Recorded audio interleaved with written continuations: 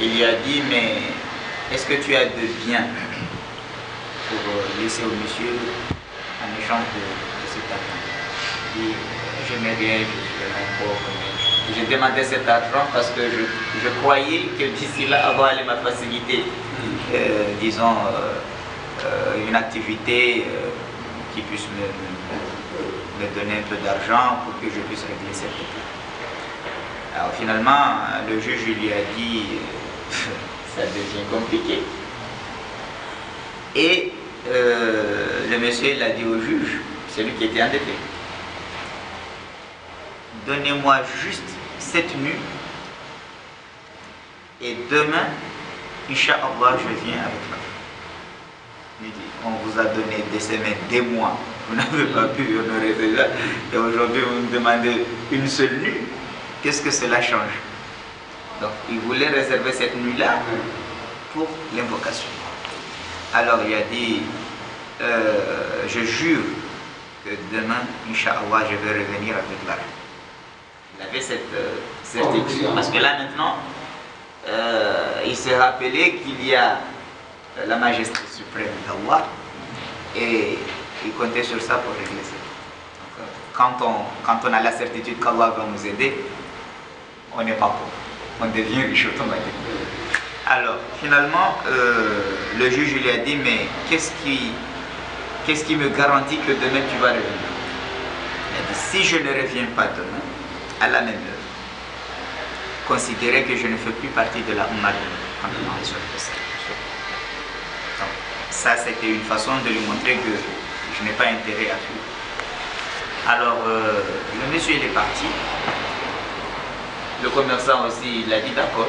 Donc, on ne peut pas refuser. La nuit durant, le monsieur il était tellement triste et stressé et tout. Sa femme lui a dit, écoutez,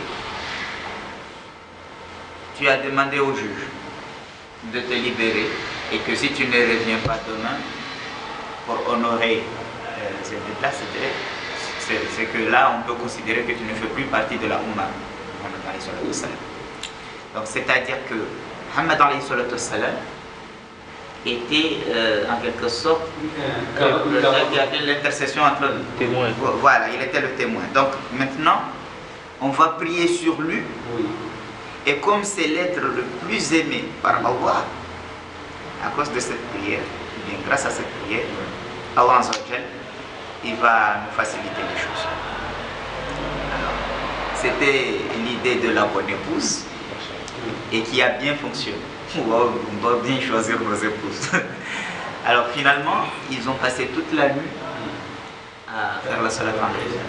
Allahumma salli ala Muhammad wa ala alihi wa sallam. Allahumma salli ala Muhammad wa ala alihi wa sallam. Ils ont fait la prière sur le prophète durant toute la nuit. Surtout le troisième tiers. Donc le deuxième tiers, donc troisième tiers, ils ont passé toute la nuit à faire la salat sur le prophète. Et quand l'heure est venue de partir chez le juge, il est parti, mais du moment là, il avait un peu sommeil, il s'est endormi. Et dans son rêve, il a vu le prophète dans les yeux. Et le prophète, qu'est-ce qu'il lui a dit? Tu pars chez le wali, le gouverneur de l'époque, qui était le gouverneur de parce qu'il y avait l'empire musulman, mais il y avait les gouverneurs pour chaque pays. Donc tu pars chez le wali, le gouverneur, et tu lui dis que le prophète m'a recommandé de venir auprès de vous, demander donc cette somme d'argent que vous savez déjà et régler ma dette. C'est-à-dire que cette prière sur le prophète est en train de régler les choses. Vous voyez que vraiment il est. Donc il est venu.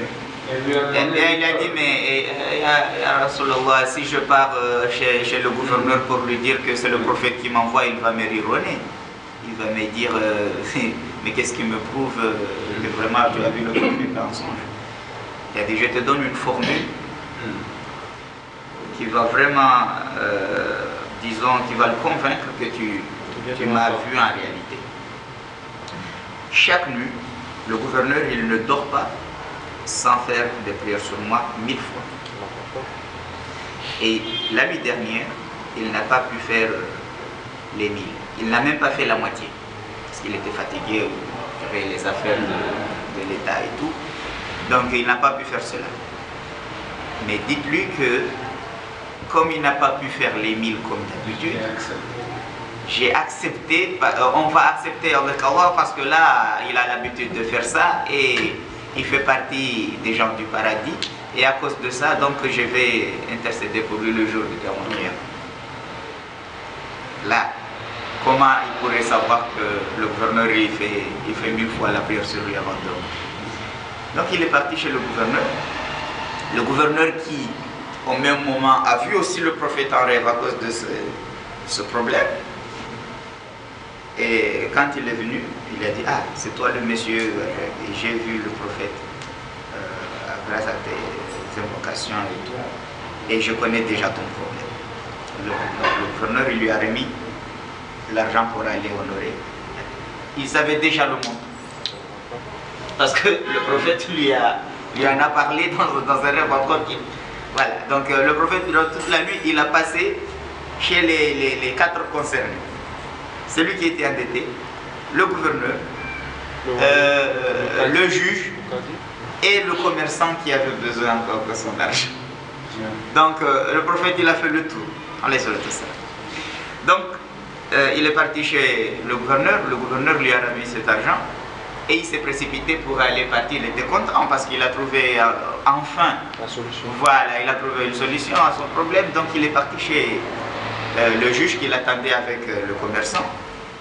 Il a dit: voilà, j'ai amené Amana et alhamdoulilah, j'ai pu trouver l'argent. Le commerçant, il a dit: maintenant je n'ai plus besoin de cet argent. Et c'est moi qui vais te donner une somme d'argent équivalente à celle-ci. Parce que j'ai vu aussi le prophète et il m'a dit que si je pardonne, je serai parmi les gens qui seraient pardonnés à mon Qiyam. Donc là maintenant je n'ai plus besoin de cet argent. Et au contraire, non seulement je pardonne, mais je te donne encore une autre somme en récompense. Donc il a eu le double. Voilà, le double, parce que le gouverneur lui a remis ça. Ce commerçant n'a pas pris. Le commerçant lui a encore donné une autre somme qui était aussi importante.